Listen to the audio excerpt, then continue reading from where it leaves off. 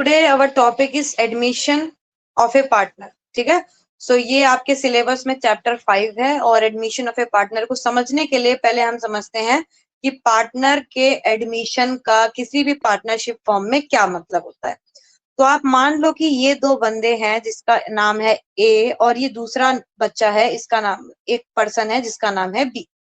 ठीक है, अब ये ए और बी जो है वो दोनों एक पार्टनरशिप फॉर्म में काम कर रहे हैं जिस पार्टनरशिप फॉर्म का नाम है XYZ। तो ये दोनों लोग एक पार्टनरशिप फॉर्म में काम कर रहे हैं। अब इनके अलावा अगर कोई भी थर्ड पर्सन इनकी पार्टनरशिप के अंदर आता है तो पहले आप ये बात समझो कि ए और बी जो है वो एक कॉन्ट्रैक्ट से बंधे हुए हैं जिसको बोलते हैं पार्टनरशिप डीड। ठीक है, पार्टनरशिप कॉन्ट्रैक्ट से बंधे हुए हैं और ये पार्टनरशिप कॉन्ट्रैक्ट किनके बीच में हुआ है? इन दो पर्सन के बीच में हुआ है। तो जब भी कोई तीसरा पर्सन आएगा तो आप मेरे को बताएंगे क्या इन दोनों के बीच का कॉन्ट्रैक्ट टूटेगा? यस और नो? यस बच्चों बताएंगे, टूटेगा कि नहीं टूटेगा? यस बच्चे बोल रहे हैं कि इन दोनों के बीच का कॉन्ट्रैक्ट टूट जाएगा। क्यों टूटेगा उसके रीजन हम समझेंगे। देखो बहुत सिंपल सा है, पार्टनरशिप एडमिशन वाला जो पार्ट है वो आपका बहुत सिंपल सा है। अगर आपने change in profit sharing ratio वाला चैप्टर अच्छे से पढ़ा है तो एडमिशन में आपको बिल्कुल भी प्रॉब्लम नहीं आएगी। अब ये दोनों बंदे हैं ए और बी और इन्होंने बोला है अपने कॉन्ट्रैक्ट में लिखा है कि हम जो है एक पार्टनरशिप फॉर्म चलाएंगे और जो भी प्रॉफिट हमको होगा वो हम डिस्ट्रीब्यूट करेंगे 3:2 रेशियो में। ठीक है, यानी कि अगर मेरे को प्रॉफिट 5000 रुपीज का हो रहा है या मान लेती हूँ मैं कि मेरे को जो प्रॉफिट है वो 10,000 रुपीज का हो रहा है तो 6,000 रुपीज ए को मिलेगा और जो है वो 4,000 रुपीज बी को मिलेगा। तो इन दोनों में ही 10,000 रुपीज डिस्ट्रीब्यूट होगा। अब अगर ये किसी भी एक इंसान को अपने बिजनेस में, और बिजनेस में क्यों किसी को एडमिट किया जाता है? ताकि बिजनेस जो है वो ग्रो कर सके।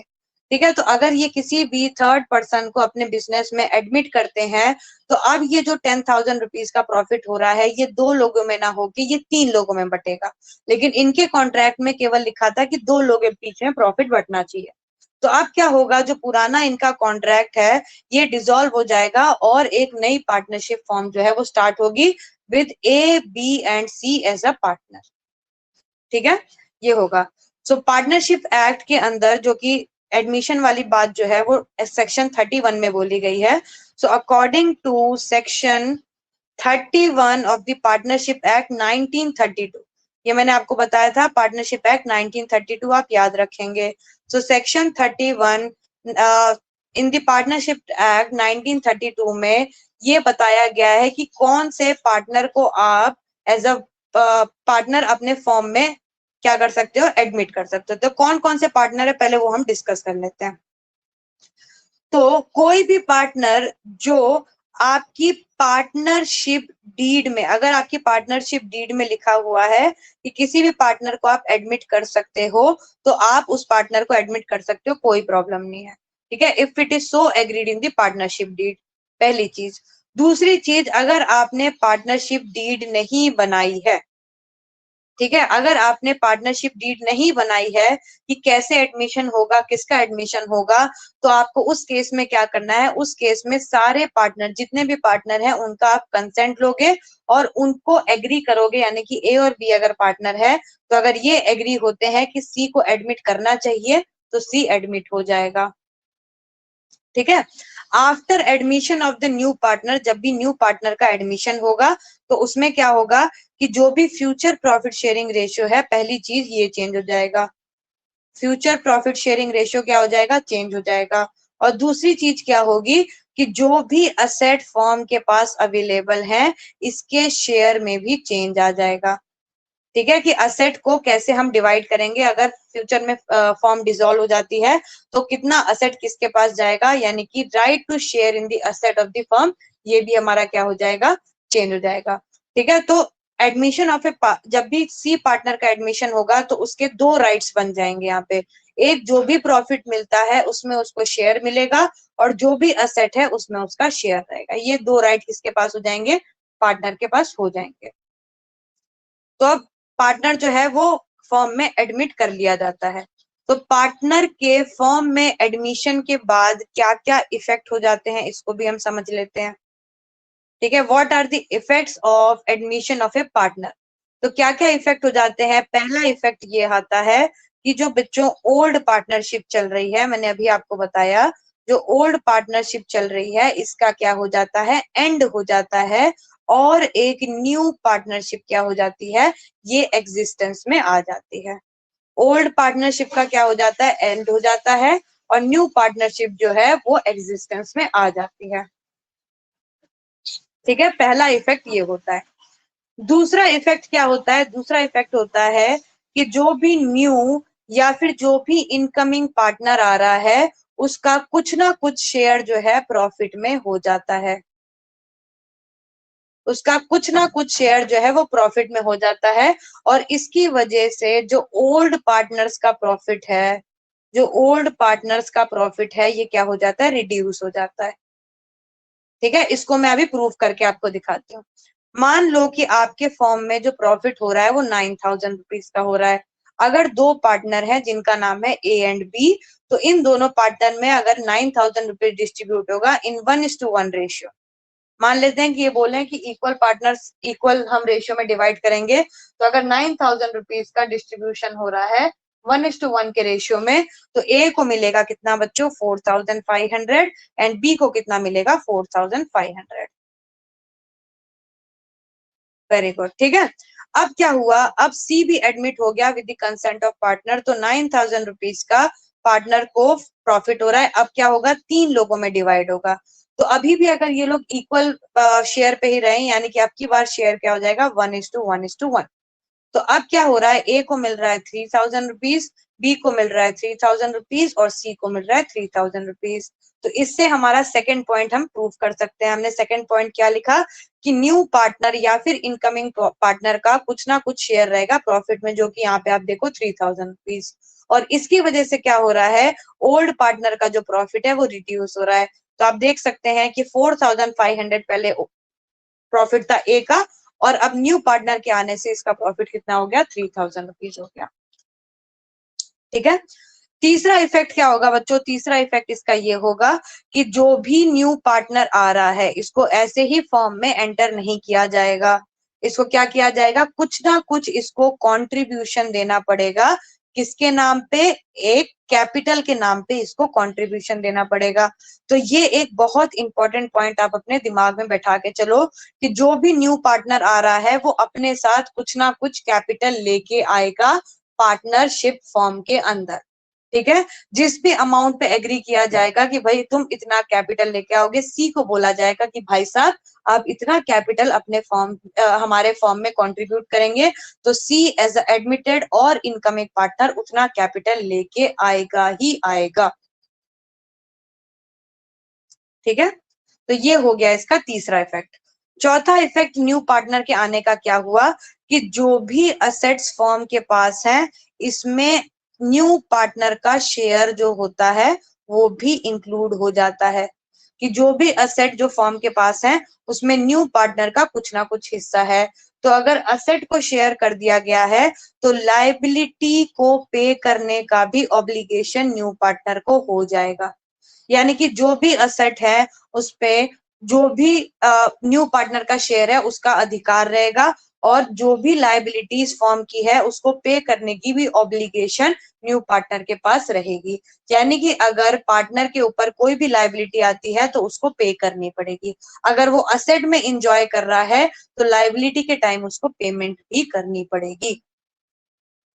ठीक है, चौथा इफेक्ट ये होता है। पांचवा इफेक्ट अगेन बेटा एक बहुत ही इंपॉर्टेंट इफेक्ट है जिसको आपको ध्यान में रखना है कि अगर किसी पार्टनरशिप फॉर्म के पास उसके ए और बी जब चल रहे थे, ए और बी का पार्टनरशिप जब चल रहा था, तब जो भी रिजर्व था, जो भी एक्यूमुलेटेड प्रॉफिट या लॉस थे, वो अब क्या किए जाएंगे, एडजस्ट कर दिए जाएंगे। क्या कर दिए जाएंगे, उसको एडजस्ट कर दिया जाएगा। तो जो भी रिजर्व और जो भी एक्यूमुलेटेड प्रॉफिट और लॉस फर्म के पास होगा, पार्टनरशिप फर्म के पास, उनको क्या कर दिया जाएगा, एडजस्ट कर दिया जाएगा। ये पॉइंट भी आप दिमाग में लेके चलोगे, जब हम क्वेश्चन करेंगे तो ये वाला पॉइंट आपको याद रखना पड़ेगा। ठीक है, तो पांचवा इफेक्ट उसके आने से ये होगा। छठा इफेक्ट, सिक्स्थ इफेक्ट जो न्यू पार्टनर के आने से होगा कि जितने भी असेट्स हैं या फिर जो भी पॉसिबल असेट्स हैं और जो भी लायबिलिटीज हैं, इनकी वैल्यू को रिवाइज्ड किया जाएगा। क्या जाएगा? रीअसेस किया जाएगा। इनको क्या किया जाएगा? रीअसेस किया जाएगा कि जब ए और बी पार्टनर चला रहे थे तो मान लो मशीन की वैल्यू हमारी 10,000 रुपीज थी, तो मान लेते हैं कि सी जो है वो 2 साल बाद आया तो मशीन की वैल्यू 10,000 रुपीज तो रहेगी नहीं, 2 साल बाद मशीन की वैल्यू रिड्यूस हो जाएगी ड्यू टू डेप्रिसिएशन। तो जब भी नए पार्टनर का एडमिशन होगा तो असेट और लायबिलिटी की वैल्यू को बच्चों रीअसेस किया जाएगा और जो भी एडजस्टमेंट्स रिक्वायर्ड है वो क्या कर दिए जाएंगे? वो उनके कैपिटल अकाउंट में कर दिए जाएंगे और जो भी असेट और लायबिलिटी है उसमें भी कर दिया जाएगा। ठीक है, इतनी बात समझ आ गई? 6 पॉइंट समझ आ गई। और सबसे मेन पॉइंट अभी जो हम समझने वाले हैं ये है 7th पॉइंट, जिसमें आपको ये बताया गया है कि देखो, मान लो कि ए और बी जो है वो एक फॉर्म चला रहे हैं, ठीक है, जिसका नाम है XYZ। तो आप मेरे को बताओ, ए और बी जो फॉर्म चला रहे हैं और इस फॉर्म का इन्होंने जो भी मार्केट में नाम किया है, तो क्या इनको इसमें मेहनत लगी कि नहीं लगी? मेहनत लगी कि नहीं लगी बताओ?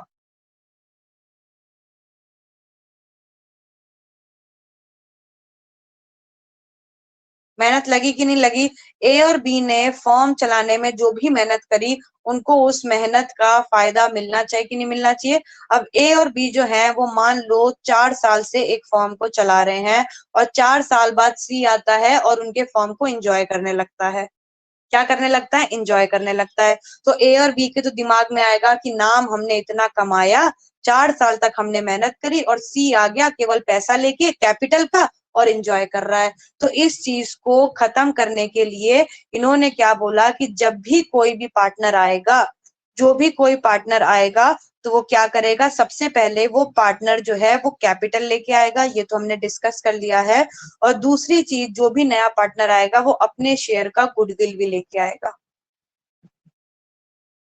अपने शेयर का गुडविल इन द सेंस, इसको अच्छे से समझना, ठीक है, इसको अच्छे से समझना कि मान लो कि ए और बी ने 4 साल तक बिजनेस को क्या किया? रन किया और 4 साल में उनकी वैल्यू ऑफ गुडविल जो है वो 1,20,000 रुपीज की हो गई। ठीक है, गुडविल उनकी कितनी बन गई? 1,20,000 रुपीज की बन गई, जिसमें ए का जो कंट्रीब्यूशन था वो 60,000 रुपीज था और बी का जो कंट्रीब्यूशन था वो भी 60,000 रुपीज था। ठीक है, तो ए और बी ने अपनी फर्म का नाम बनाने के लिए, रेपुटेशन बनाने के लिए जो गुडविल रेस करी है वो 1,20,000 रुपीज की करी है। अब ए और बी ने ये गुडविल रेस करी है, तो जब सी आएगा तो सी को बोला जाएगा कि देखो सी, ऐसा है, हमारी फर्म की गुडविल 1,20,000 रुपीज है। तो अगर हम बोल रहे हैं आपको कि फ्यूचर में जो भी प्रॉफिट होगा हम उसका 1/3 हिस्सा आपको देंगे, तो इसका मतलब ये है कि 4 साल में हमने मेहनत करके जो भी गुडविल कमाई है उसका 1/3 हिस्सा पहले आप हमको दोगे। क्या करोगे? पहले 1/3 हिस्सा आप, हमने जो भी गुडविल अपनी रेस करी है उसका 1/3 हिस्सा आप हमको पहले दोगे, तभी जो फ्यूचर में प्रॉफिट होगा उसका 1/3 हिस्सा हम आपको देंगे, क्योंकि हमने 4 साल मेहनत करी है। ये पॉइंट बच्चों क्लियर हुआ कि नहीं हुआ? गुडविल वाला जल्दी से बताएंगे, गुडविल वाला पॉइंट जो है वो आपको क्लियर हुआ कि नहीं हुआ?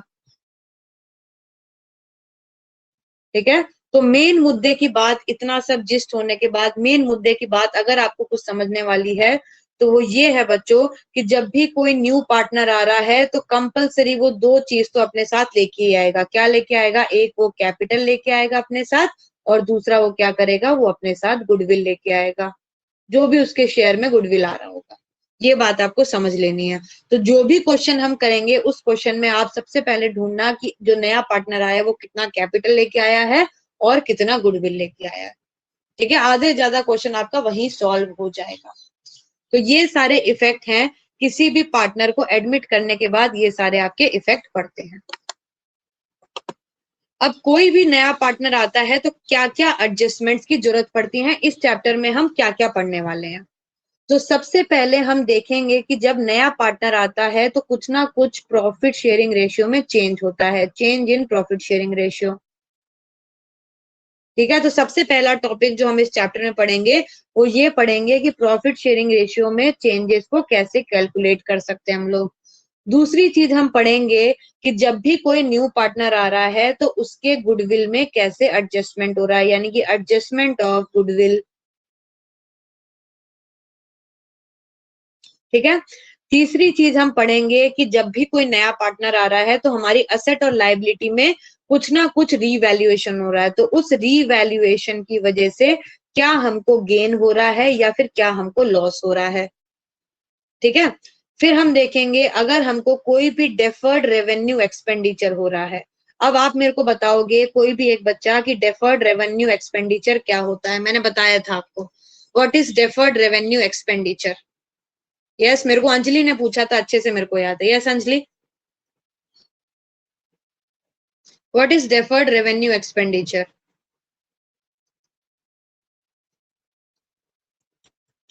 इसको हम फिक्टिशियस एसेट भी बोलते हैं, ये भी मैंने आपको बताया था। याद है किसी को?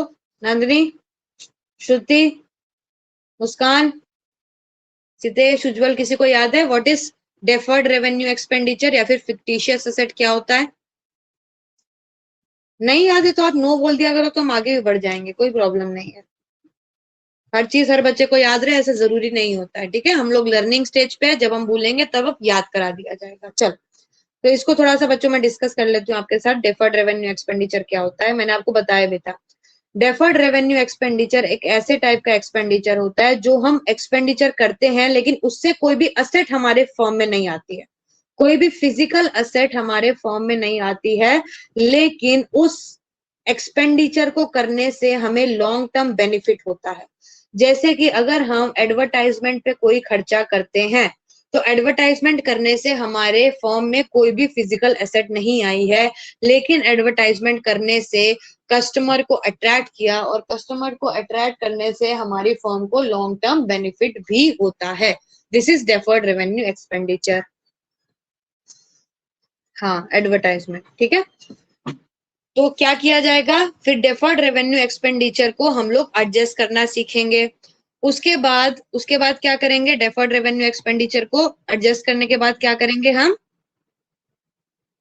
उसके बाद जो भी एक्यूमुलेटेड प्रॉफिट या फिर कोई भी एक्यूमुलेटेड लॉसेस हैं इसका भी एडजस्टमेंट करेंगे।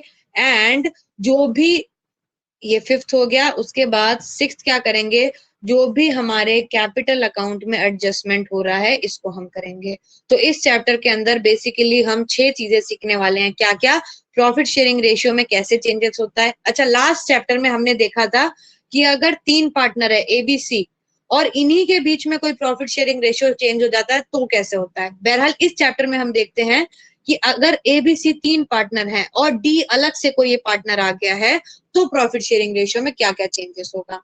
दूसरी चीज हम देखेंगे गुडविल को कैसे एडजस्ट किया जाएगा, रीवैल्यूएशन अकाउंट कैसे बनाया जाएगा, डेफर्ड रेवेन्यू एक्सपेंडिचर का एडजस्टमेंट कैसे किया जाएगा, एक्यूमुलेटेड प्रॉफिट एंड लॉसेस का एडजस्टमेंट कैसे किया जाएगा, and lastly partners capital account को कैसे बनाया जाएगा। These are the 6 things we need to discuss in this chapter. So हम स्टार्ट करते हैं अपने पहले पॉइंट से, which is change in profit sharing ratio. यहाँ तक सब क्लियर है, यस और नो? यहाँ तक बच्चों आपको क्लियर हो गया सब कुछ? अगर किसी बच्चों को कोई भी डाउट है तो मेरे को पूछ सकता है। हाँ जी, बोलो बेटा। क्लियर है? हाँ दी। यस, वेरी गुड, चलो क्लियर है।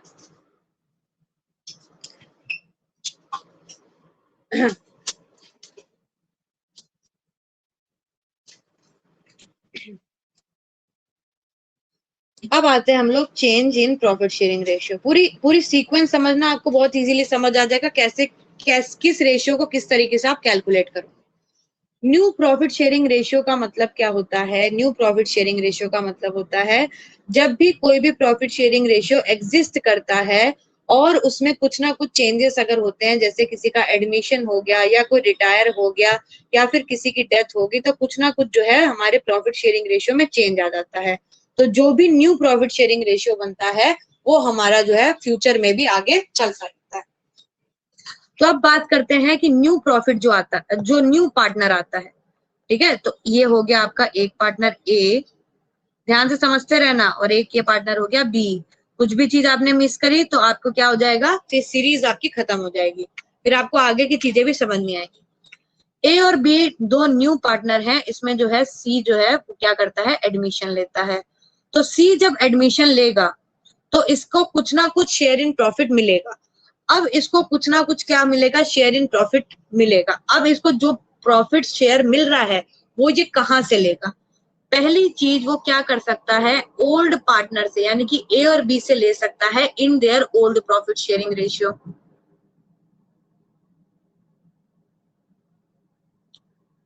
ठीक है, ये क्या कर सकता है, सी आएगा ए और बी के पास और बोलेगा कि आप जिस भी रेशियो में old profit sharing ratio distribute कर रहे हैं, आप उसी के हिसाब से मेरे को क्या करें, मेरा शेयर दे दें। या फिर ये बोलेगा कि भाई कोई एक पर्टिकुलर शेयर को आप डिसाइड कर लो कि इस रेशियो में आप मेरे को क्या करोगे, प्रॉफिट का हिस्सा दोगे, या फिर मेरे को पर्टिकुलर, या फिर जो भी सेक्रीफाइसिंग रेशियो हम निकालेंगे उसके हिसाब से हमको क्या मिलेगा, प्रॉफिट शेयरिंग रेशियो मिलेगा, जो भी इसके हिस्से में शेयर आएगा। और तीसरी चीज क्या इसने बोला, तीसरी चीज बोला कि कोई भी एक पर्टिकुलर फ्रैक्शन आप डिसाइड कर लो, बोल दो कि 1/3 आपको दे देंगे, 1/4 आपको दे देंगे, 1/5 आपको दे देंगे, कुछ भी आप फ्रैक्शन डिसाइड कर लो कि इतना शेयर हम प्रॉफिट में आपको दे देंगे, तो उतना शेयर आप मेरे को प्रॉफिट में दे देंगे। ठीक है, तो इन तीन सिचुएशन से न्यू प्रॉफिट शेयरिंग जो है वो निकाला जा सकता है। तो पहली सिचुएशन जो हमको बोल रही है इसको हम क्वेश्चन से डिस्कस करते हैं, तो इजीली समझ आ जाएगा हमको। मैं आपको एक सिचुएशन देती हूँ, फिर मैं देती हूँ कि पहली केस को हम कैसे समझ सकते हैं। देखो बहुत इजी है, इतना इजी तो आपने कभी पढ़ा ही नहीं होगा। मान लो बच्चे ए और बी प्रॉफिट शेयर कर रहे हैं इन दी रेशियो 5:3। ए और बी क्या कर रहे हैं, प्रॉफिट शेयर कर रहे हैं इन दी रेशियो 5:3। अब सी जो है वो एडमिट होता है पार्टनरशिप फर्म में। सी क्या करता है, पार्टनरशिप फर्म में एडमिट होता है, और ये डिसाइड किया जाता है कि जो भी प्रॉफिट आएगा उसमें से एटलीस्ट 1/4 शेयर तो सी को दे दिया जाएगा। जो भी प्रॉफिट आने वाला है उसमें से 1/4 शेयर किसको दिया जाएगा, सी को दिया जाएगा। तो बाय चांस अगर हमारे पास ऐसी कोई सिचुएशन आती है तो हम न्यू प्रॉफिट शेयरिंग रेशियो कैसे निकालेंगे, ध्यान से समझना। तो इन्होंने बोला कि ए और बी जो प्रॉफिट शेयर कर रहे हैं वो 5:3 के रेशियो में प्रॉफिट को शेयर कर रहे हैं। अब क्योंकि बोल दिया गया है कि फ्यूचर में जो भी प्रॉफिट होगा उसमें से सी को 1/4 हिस्सा मिलेगा ही मिलेगा। तो अगर सी को 1/4 हिस्सा मिलेगा तो बचा हुआ हिस्सा किसको मिलेगा, बचा हुआ हिस्सा ए और बी को मिलेगा। तो हम पता करते हैं पहले कि ए और बी को फ्यूचर में कितना हिस्सा मिलने वाला है। तो अगर मान लो कि 1 जो है पूरा प्रॉफिट है, उसमें से 1/4 हम किसको दे रहे हैं, सी को दे रहे हैं।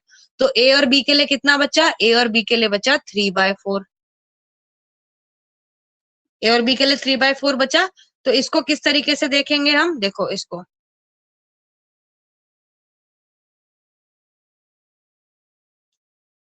ठीक है, इसको किस तरीके से देखेंगे, ध्यान से देखेंगे। तो 1/3, अगर 1/3 सॉरी 1/4 हिस्सा अगर सी को मिल जाता है तो बचा हुआ हिस्सा यानी कि 3/4 किसमें डिस्ट्रीब्यूट होगा, 3/4 डिस्ट्रीब्यूट होगा ए और बी में। किस रेशियो में डिस्ट्रीब्यूट किया जाएगा, जो इनका ओल्ड प्रॉफिट शेयरिंग रेशियो था। यानी कि 3/4 को हम दो पार्ट में डिवाइड करेंगे। हम बोलेंगे कि 3/4 को इसके ओल्ड प्रॉफिट शेयरिंग में रेशियो में दे दो यानी कि 5/8, और इस 3/4 को इसके प्रॉफिट शेयरिंग रेशियो में दे दो यानी कि ये हो जाएगा 3/8। ठीक है, तो 1/4 हिस्सा अगर सी को मिल रहा है तो बचा हुआ हिस्सा किसको मिलेगा, बचा हुआ हिस्सा ए और बी को मिलेगा। किसमें, in their old profit sharing ratio. ठीक है, ओल्ड प्रॉफिट शेयरिंग रेशियो। तो अब ए के हिस्से में कितना आ गया, ए के हिस्से में आ गया 15/32। बी के हिस्से में कितना आ गया, बी के हिस्से में आ गया 9/32। ठीक है, तो अगर आप अब ध्यान से देखोगे तो ए के हिस्से में कितना आया, ए के हिस्से में देखो, ए के हिस्से में आया 15/32। बी के हिस्से में कितना आया, बी के हिस्से में आया 9/32। और सी का तो हमने ऑलरेडी डिसाइड कर रखा है कि सी को जो मिलेगा वो 1/4 शेयर मिलेगा। तो अगर आप ध्यान से देखोगे तो यहाँ पे इनका एलसीएम जो है वो सेम नहीं हो रहा है, इसका 32 है, इसका 32 है और इसका 4 है। तो इस 4 को क्या करेंगे हम 32 में कन्वर्ट कर देंगे, और 4 को 32 में कन्वर्ट करने के लिए we have to multiply this by 8।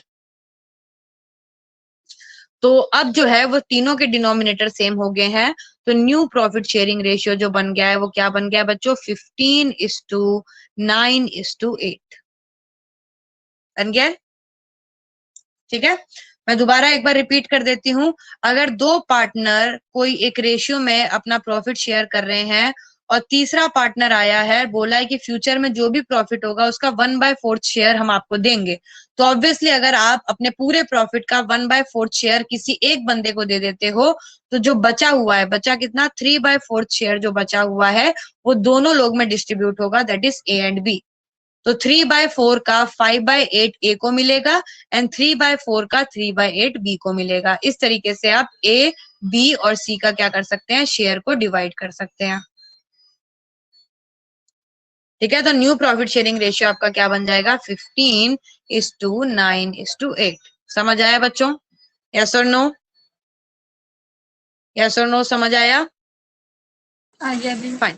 अब आप एक, वेरी गुड, अब एक क्वेश्चन लिखेंगे जिसमें आप लिखो, केवल छोटा छोटा शॉर्ट में लिख लेंगे कि ए और बी दो पार्टनर हैं who are sharing profit and losses in the ratio 3:2 and इन्होंने सी को एडमिट किया है with 1/3 share in the future profit.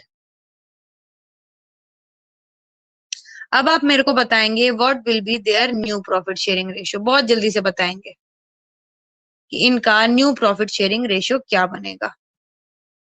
ठीक है, मैंने बता दिया है कि ए और बी 3:2 में डिवाइड कर रहे हैं अपना शेयर, यानी कि ओल्ड प्रॉफिट शेयरिंग रेशियो है, और सी को इन्होंने एडमिट किया है 1/3 शेयर में। तो अब इनका न्यू प्रॉफिट शेयरिंग रेशियो क्या बनेगा, जल्दी से बताएंगे।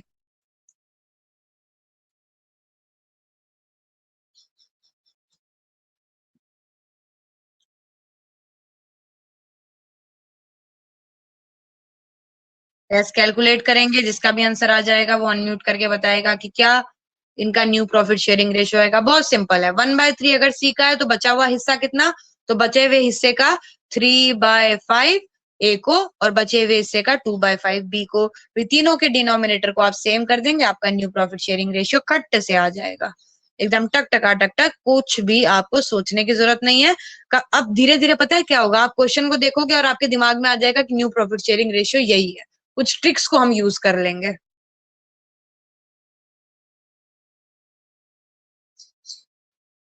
दी 9:6:5। 9:6:5 बोल रही है श्रुति, और किसी का कोई आंसर आया? 9:6:5 श्रुति ने बताया है भाई, वेरी गुड श्रुति। और किसी का कोई आंसर आया?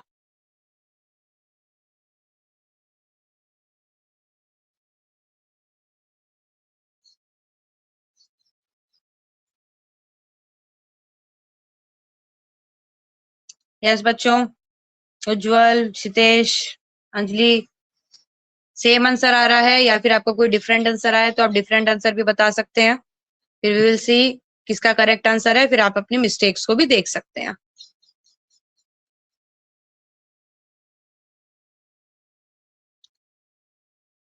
Yes, be fast. ऐसे क्वेश्चंस करने के लिए you have only 1.5 minutes only, इससे ज्यादा अगर आप एग्जाम में टाइम लोगे तो आप मतलब आगे क्वेश्चन नहीं कर पाओगे।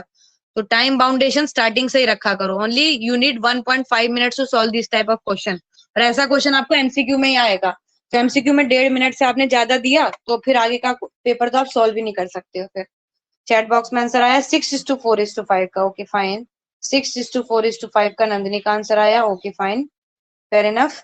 बाकी बच्चे बताएंगे क्या आंसर आया भाई। दो अलग अलग आंसर हमारे पास आए हैं, 9:6:5 एंड 6:4:5। किसका सेम, कौन से सेम है बेटा, नंदिनी या फिर श्रुति का से?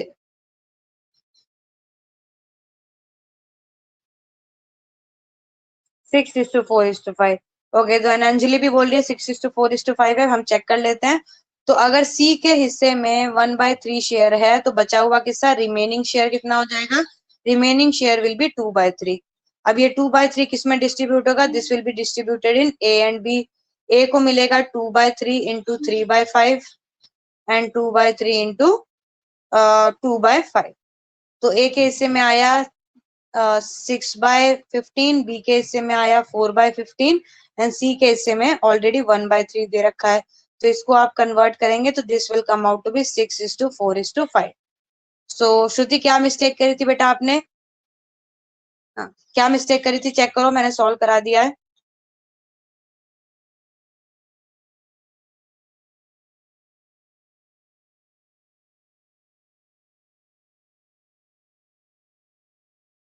यस बच्चे, अभी मैंने गलत कर दिया था। गलत कर दिया था, ठीक है। ये चीज आपको समझ आ गई। तो जब आपको कभी भी मेंशन ना हो कि जो न्यू पार्टनर आ रहा है उसको किस रेशियो में जो ओल्ड पार्टनर है वो डिस्ट्रीब्यूट करने वाले हैं, तो आपको समझ जाना है कि ओल्ड पार्टनर अपने ओल्ड रेशियो में ही क्या करेंगे, रिमेनिंग शेयर को अपने पास लेंगे। ठीक है, अब दूसरी सिचुएशन को थोड़ा समझो और डिफरेंस डिफरेंस करने की कोशिश करो कि हम पहली सिचुएशन और दूसरी सिचुएशन में क्या अंतर है। दूसरी सिचुएशन में मैं आपको बोल रही हूँ कि ए और बी जो है बच्चों वो पार्टनर है, और कोई भी मैंने इनका बताया नहीं है कि इनका प्रॉफिट शेयरिंग रेशियो क्या है। मैंने बोला कि ए और बी जो है वो पार्टनर है और इन्होंने एडमिट किया है सी को 1/4 शेयर में। सी को इन्होंने क्या किया है, एडमिट किया है 1/4 शेयर में। और बोला गया है कि जो भी फ्यूचर में प्रॉफिट होने वाला है उसमें से कंपलसरी ए और बी का जो हिस्सा है वो 2:1 का ही बनना चाहिए। यानी कि फ्यूचर में जो भी प्रॉफिट आएगा उसमें से अगर ए और बी का हम निकालेंगे तो उनका 2:1 का हिस्सा बनना ही चाहिए। तो यहाँ पे आपको मेंशन करके दे दिया गया है कि ए और बी का फ्यूचर में कितना हिस्सा होना चाहिए। वेरएज पिछले क्वेश्चन में आपको ए और बी का फ्यूचर में कितना पार्ट होना चाहिए इसके बारे में कोई भी डिस्कस या फिर कोई भी इंफॉर्मेशन नहीं दी गई थी। अब ऐसे क्वेश्चंस को आप कैसे सॉल्व करोगे? तो पहले क्या करेंगे, हम मान लेंगे कि हमारा जो टोटल शेयर है मान लेते हैं कि वो 1 है। तो अब इसमें से जो न्यू पार्टनर आ रहा है उसको हम कितना शेयर दे रहे हैं, 1/4 शेयर दे रहे हैं। तो रिमेनिंग कितना बाकी रह गया, रिमेनिंग बाकी रह गया 3/4। रिमेनिंग कितना बाकी रह गया, 3/4 बाकी रह गया। अब ये 3/4 किस में डिस्ट्रीब्यूट होगा, ये 3/4 ए और बी में डिस्ट्रीब्यूट होगा। लेकिन अब की बार ये ए और बी में किस रेशियो में डिस्ट्रीब्यूट होने वाला है, अब की बार ये ए और बी में न्यू प्रॉफिट शेयरिंग रेशियो में डिस्ट्रीब्यूट होने वाला है, क्योंकि आपको न्यू प्रॉफिट शेयरिंग की इंफॉर्मेशन दे दी गई है। तो अब की बार क्या करोगे, अब की बार आप बोलोगे कि 3/4 का 2/3 हिस्सा, 2:1 है न्यू इनका, तो 2/3 हिस्सा ए के पार्ट में जाएगा एंड 3/4 का 1/3 हिस्सा बी के पार्ट में जाएगा। ठीक है, तो अब हम लिखेंगे ए का हिस्सा हो गया कितना, 3 2 6/12। बी का कितना हिस्सा हो गया, बी का हिस्सा हो गया 3/12 एंड सी का ऑलरेडी हमको दिया हुआ है कितना, 1/4। अब क्योंकि यहाँ डिनोमिनेटर सेम नहीं है तो 4 को चेंज करने के लिए we have to multiply it by 3। तो ये हमारा रेशियो बन गया 6:3:3। इसको और ज्यादा हम डिवाइड करेंगे तो ये बन जाएगा 2:1:1। और अगर आप बच्चों ध्यान से यहाँ पे देखेंगे तो अगर आप केवल सेपरेट ए और बी का हिस्सा देखेंगे तो ए और बी का सेपरेट हिस्सा कितना बन रहा है, देखो ए और बी का सेपरेट हिस्सा कितना बन रहा है, ध्यान से देखो 2:1 बन रहा है। और यही हमको बोला गया था कि फ्यूचर में जो भी प्रॉफिट डिस्ट्रीब्यूट हो, अगर हम ए और बी का केवल हिस्सा देखें तो 2:1 तो होना ही चाहिए। क्या आपको समझ आया? पिछले क्वेश्चन में आपने रिमेनिंग शेयर को ओल्ड प्रॉफिट शेयरिंग रेशियो में से डिवाइड किया था, और इस वाले क्वेश्चन में आपने रिमेनिंग शेयर को न्यू प्रॉफिट शेयरिंग रेशियो क्या किया है, मल्टीप्लाई किया है।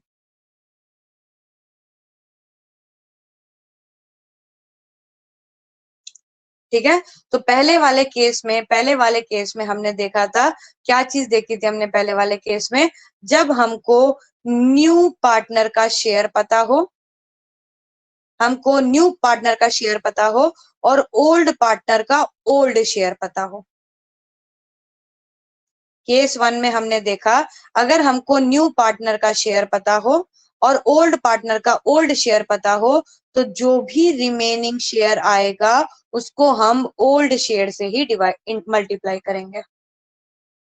सेकेंड केस में हमने देखा कि न्यू पार्टनर का शेयर हमको पता है और हमको ओल्ड पार्टनर का न्यू शेयर भी पता है। डिफरेंस समझ रहे हो बच्चों? यहाँ पे ओल्ड पार्टनर का ओल्ड शेयर हमें पता था और यहाँ पे हमें ओल्ड पार्टनर का न्यू शेयर पता है। तो जब हमें ओल्ड पार्टनर का न्यू शेयर पता हो तो हमको क्या करना है, रिमेनिंग जो भी शेयर हमारा आता है उसको हम new profit share, new ratio जो भी हमको दिया है उससे मल्टीप्लाई करेंगे। डिफरेंस क्लियर हो गया आपको? यस और नो? यस और नो बच्चों, डिफरेंस क्लियर हो गया?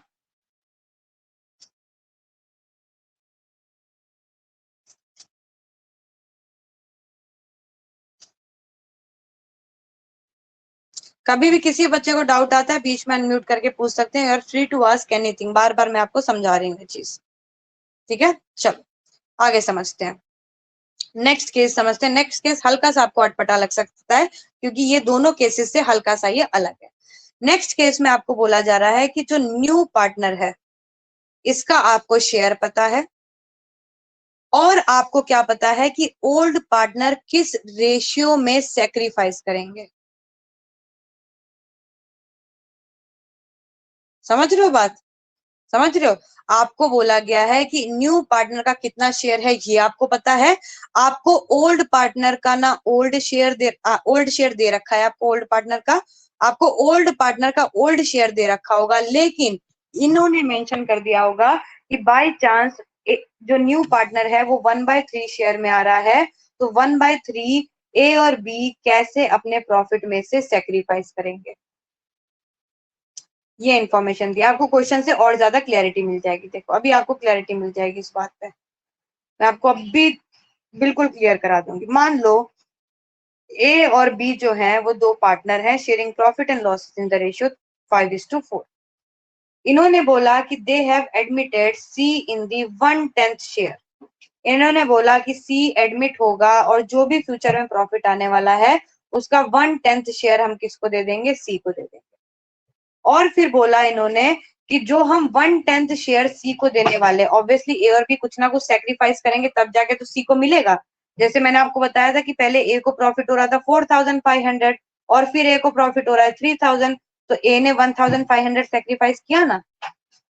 तो इन्होंने बोला है कि ए सी को जो भी हिस्सा मिलने वाला है वो ये ए और बी से लेगा, किस रेशियो में? इसने बोला कि 1/10 का जो भी इसको हिस्सा मिलेगा ए और बी इक्वल प्रपोर्शन में देंगे। ए और बी क्या करेंगे, इक्वल प्रपोर्शन में जो भी हिस्सा है सी के हिस्से में आने वाला है उसको देंगे। फॉर एग्जाम्पल मान लो कि सी को 1/10 शेयर देना है, अब ए कितना देगा और बी कितना देगा, बोल दिया गया है कि ए और बी इक्वल पोर्शन में कंट्रीब्यूट करेंगे। तो 1/10 शेयर का 1/2 ए देगा एंड 1/10 शेयर का 1/2 बी देगा, यानी कि ए अपने शेयर में से 1/20 हिस्सा देगा और बी अपने शेयर में से 1/20 हिस्सा देने वाला है। ए अपने शेयर में से 1/20th पार्ट देगा और बी अपने शेयर में से 1/20th पार्ट देगा। तो ए का पहले जो रेशियो था दैट वाज 5/9, उसमें से 1/10 1/20 क्या करेगा, वो सी को दे देगा। क्या करेगा, सी को दे देगा। और बी का हिस्सा कितना है, बी का हिस्सा है 4/9 और उसमें से 1/20 क्या करेगा, वो सी को दे देगा। ठीक है, अब एलसीएम वेल्सियम लेके इसको जब हम सॉल्व करेंगे तो ए का न्यू प्रॉफिट शेयरिंग रेशियो आएगा 91/180, बी का न्यू प्रॉफिट शेयरिंग रेशियो आएगा 71/180 और सी का तो ऑलरेडी हमें 1/10 पता ही है। तो ए का लिखेंगे हम 91/180, बी का लिखेंगे हम 71/180 एंड सी का हम लिखेंगे 1/10। तो अब क्योंकि यहाँ पे हमारा एलसीएम सेम नहीं हो रहा है तो 10 को हम चेंज करेंगे इसमें 180 में, तो अब हमारा रेशियो हो जाएगा 91:71:80। ठीक है, तो क्या किया बच्चों हमने, क्योंकि हमें बता दिया गया था कि ए और बी किस रेशियो में सेक्रीफाइस करने वाले हैं। क्या बता दिया गया था हमको, ए और बी किस रेशियो में सेक्रीफाइस करने वाले हैं। तो हमने क्या किया, ए में से उतना हिस्सा हटा दिया और बी में से भी उतना हिस्सा हटा दिया। हमको बोला गया कि सी acquires in equal proportion from both. C ने अपना 1/10 शेयर जो है कहां से लेके आया, ये A और B से लेके आया इन इक्वल प्रोपोर्शन, यानी कि 1/2 का हाफ जो है A ने दिया, सॉरी 1/10 का हाफ जो है वो A ने दिया और 1/10 का हाफ जो है वो B ने दिया, यानी कि A ने 1/20 दिया और B ने भी 1/20 दिया। क्या आपको ये बात अच्छे से समझ आ गई है? यस और नो बच्चों? अगर आपको ये बात अच्छे से समझ आ गई है तो आप छोटे में एक शॉर्ट नोट बना लो और मेरे को बताओ कि अब इस केस में न्यू प्रॉफिट शेयरिंग रेशियो क्या होगा। ए और बी जो है वो प्रॉफिट डिस्ट्रीब्यूट कर रहे हैं in the ratio 3:2 and they have admitted C into the partnership with 1/4 share, और ये 1/4 शेयर जो है ही will acquire his share equally from both the partner। ठीक है, तो ए और बी जो है वो 3:2 में अपना प्रॉफिट शेयरिंग रेशियो डिवाइड कर रहे हैं। सी जो है वो 1/4 शेयर पे आया है और उसने बोला कि मेरे को जो भी प्रॉफिट मिलेगा उसमें जो है ए और बी का आधा आधा हिस्सा होना चाहिए, यानी कि आधा, अगर मेरे को 10,000 रुपीज का प्रॉफिट मिल रहा है तो 5,000 रुपीज ए देगा और 5,000 रुपीज बी देगा। जल्दी सॉल्व करके मेरे को बताएंगे what is the new profit sharing ratio. Yes बच्चों, जल्दी से बताएंगे what is the new profit sharing ratio, बहुत जल्दी जल्दी, यू हैव ओनली 1.5 मिनट्स।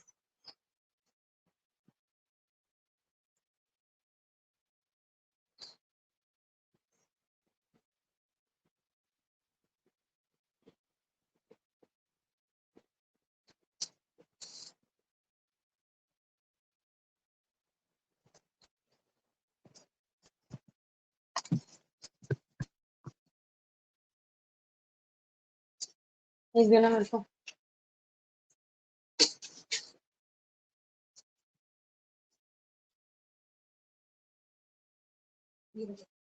बाद में निकालेंगे। Yes you have.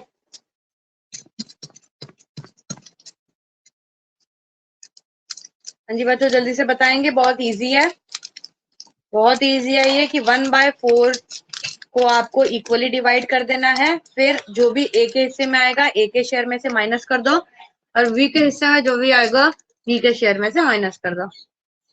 यस, बहुत बढ़िया बच्चे हैं आप, जल्दी जल्दी करके बताएंगे कैसे होगा।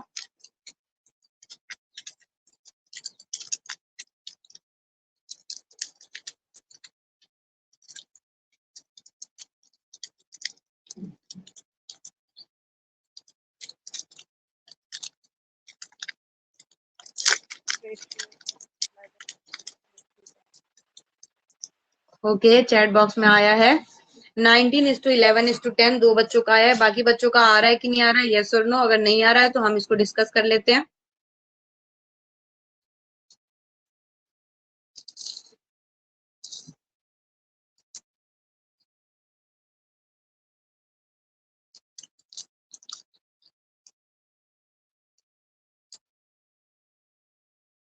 जल्दी जल्दी बताएंगे बच्चे।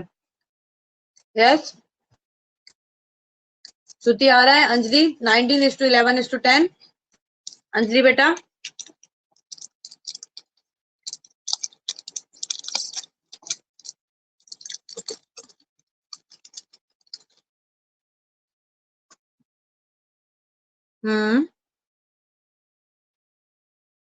गुड, श्रुति का आंसर आ गया 19:11:10, वेरी गुड।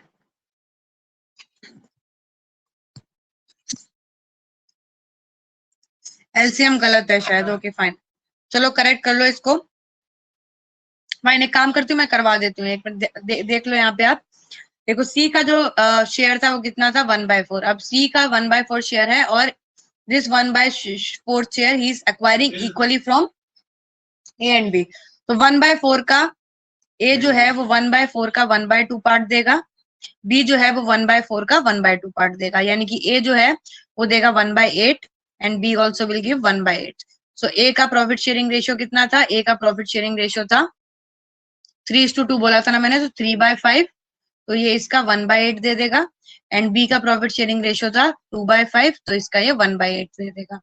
अब एलसीएम सेम करते हैं, तो मल्टीप्लाई बाय 8 और ये 8 हो जाएगा, this will B multiply by 5 and multiply by 5, तो 8 3 जा 24, 24 माइनस 5 कितना होता है 19, सो 19/40। फिर ये क्या हो जाएगा, एलसीएम लेंगे तो ये हो जाएगा 11/40, ठीक है, 19/40 11/40। तो अब न्यू प्रॉफिट शेयरिंग कैसे लिखेंगे, 19/40 इज टू 11/40, और इसका कितना है, इसका है 1/4, तो 1/4 को आप 40 में कन्वर्ट करने के लिए मल्टीप्लाई बाय 10 करेंगे, so new profit sharing ratio is 19:11:10, ठीक है, समझ गए।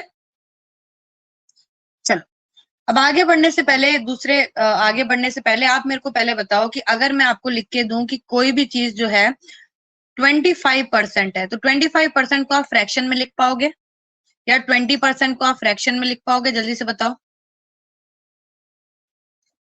25% को अगर आप फ्रैक्शन में लिखोगे तो कितना फ्रैक्शन बनेगा, मैथ्स वाले बच्चे इनके पास मैथ्स है वो बताएंगे। 1/4। Very good Anjali, very good. कैसे किया आपने, 25/100 किया तो ये 1/4 का शेयर बन गया। 20 को कैसे करोगे, 20/100 करोगे तो 1/5 का शेयर बन जाएगा। तो इन केस आपको 25% या 20% दिया है तो घबराना मत, क्वेश्चन देख के आप तुरंत उसको फ्रैक्शन में चेंज कर लेना, तो आपका क्वेश्चन नॉर्मल सिनेरियो में आ जाएगा, है ना। फाइन, अब नेक्स्ट सीन समझते हैं। नेक्स्ट सीन में क्या दिया हुआ है आपको, ऐसा ही सीन है जैसा अभी हमने क्वेश्चन किया ना, वैसा ही सीन है, लेकिन पिछले सीन में हमको बोला था कि जो भी शेयर वो लेके आ रहा है, यानी कि 1/4 शेयर लेके आ रहा है, he will acquire this share equally, he will acquire this share equally from remaining partner।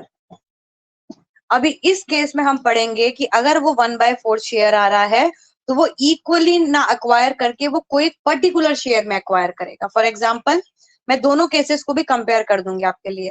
For example मान लो कि ए और बी जो है वो पार्टनर है, sharing profit and losses in the ratio 2:1। अब जो है सी न्यू पार्टनर आता है विथ 25% शेयर इन प्रॉफिट, ठीक है, यानी कि सी जो है वो 1/4 शेयर पे आया है, सी जो है 1/4 शेयर में आया है।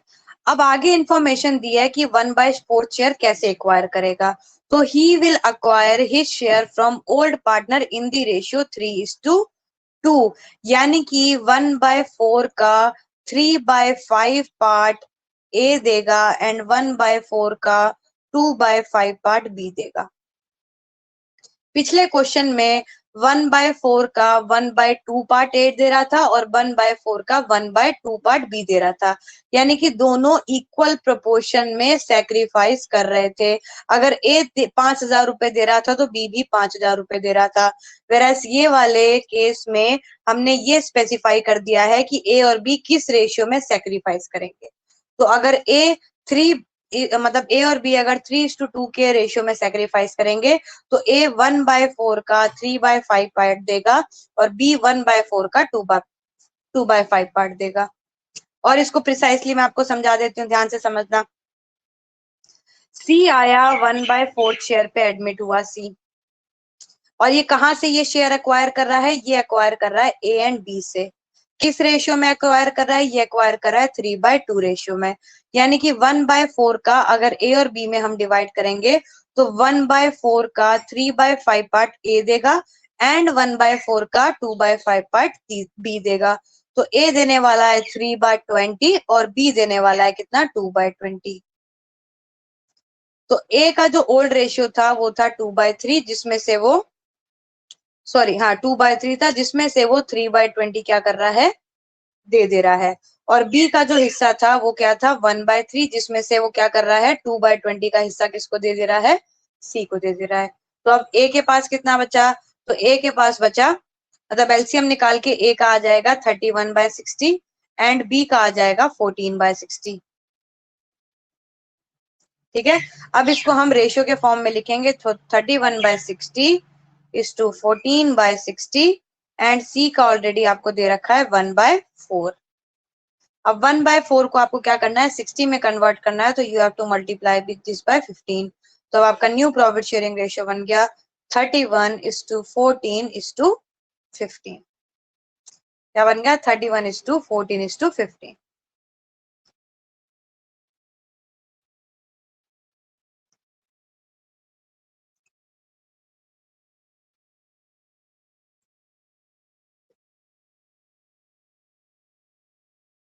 ठीक है,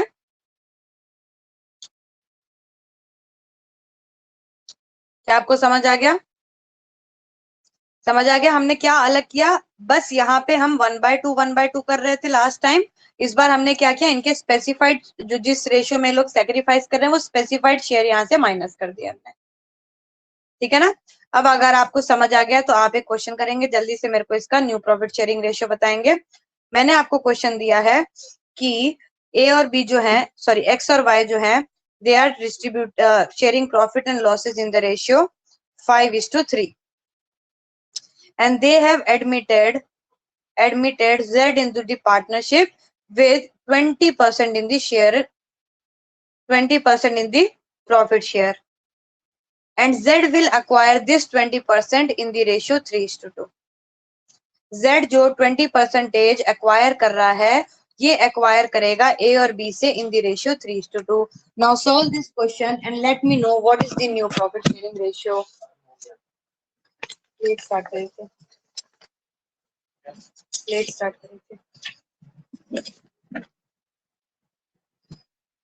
यस बच्चों, जल्दी से बताएंगे.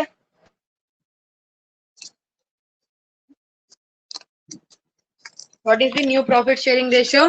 देखो क्लास में क्या होता है कि हम एटलीस्ट इंटरैक्ट कर सकते हैं, बाकी अगर आप वीडियोस देखेंगे तो वीडियोस में आप जो है मेरे से डायरेक्टली इंटरैक्ट नहीं कर पाएंगे. तो उसके लिए क्लासेस में को अटेंड करना इट इज वेरी इंपॉर्टेंट कि अगर आपकी कोई डाउट आते हैं तो immediately I can solve these doubts. ठीक है, चलो जल्दी से बताएंगे बच्चों. What is the answer? You have only 1.5. अगर आप अभी से टाइम मैनेजमेंट नहीं करेंगे तो आपको आगे जाके बोर्ड एग्जाम में काफी प्रॉब्लम आएगी, क्योंकि नॉर्मली अगर देखा गया अकाउंट्स के स्टूडेंट्स को प्रॉब्लम आती है तो टाइम मैनेजमेंट की ही प्रॉब्लम आती है. ओनली 1.5 मिनट आपके पास रहता है ऐसे क्वेश्चंस करने के लिए. जल्दी करेंगे एंड आंसर बताएंगे क्या आंसर आ रहा है.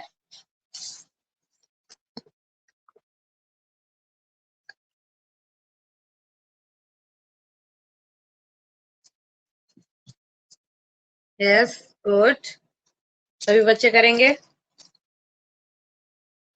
देखते हैं कौन जल्दी आंसर निकालता है. खट खट खट खट, एकदम बढ़िया से आंसर आ जाएगा. अब क्वेश्चन देखा नहीं, दिमाग में आपके सॉल्यूशन दौड़ जाना चाहिए कि इसको ऐसे ही करेंगे. चलो अभी तो स्टार्टिंग है, पर धीरे धीरे इतने सारे क्वेश्चंस हम कर लेंगे कि बिल्कुल दिमाग में एकदम दौड़ जाएगी चीजें.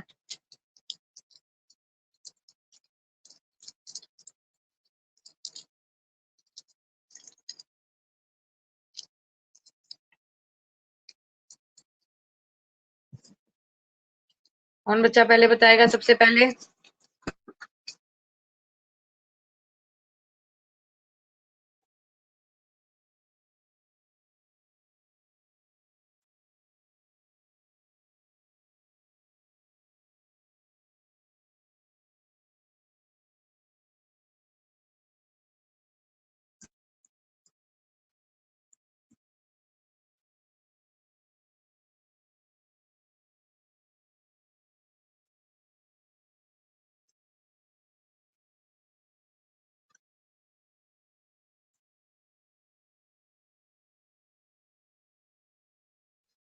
इजी है बच्चों, बहुत इजी है. पहले तो यहाँ पे देखो z का कितना शेयर बन रहा है, तो z का 1/5 शेयर बन रहा है, 1/5 शेयर. तो ये 1/5 शेयर अब किससे लेगा? तो 1/5 शेयर जो है ये बाकी x और y से लेगा. किस रेशियो में? 1/5 शेयर ये लेगा किस रेशियो में लेगा? 3:2 रेशियो में. तो यानी कि x से लेने वाला है 3/5 एंड ये y से लेने वाला है 2/5. किसी बच्चे का आंसर आ गया है. And Anjali saying 101, 59 and 40. 101, 59 and 40. Just check it out बच्चों, किस किस का यही आंसर आ रहा है? 101, 59 एंड 40. Very good. तो आंसर इज 101, 59 एंड 40.